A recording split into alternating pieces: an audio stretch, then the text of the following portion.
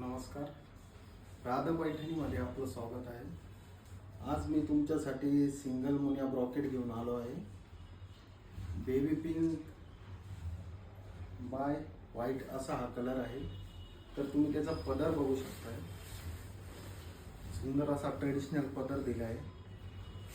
त्यानंतर आपण बॉडीमध्ये जाऊ.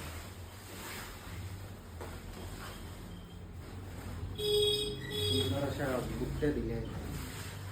डॉलर काढलेली किनार बघू शकताय तुम्ही. एकदम सुंदर अशी किनार आलेली आहे.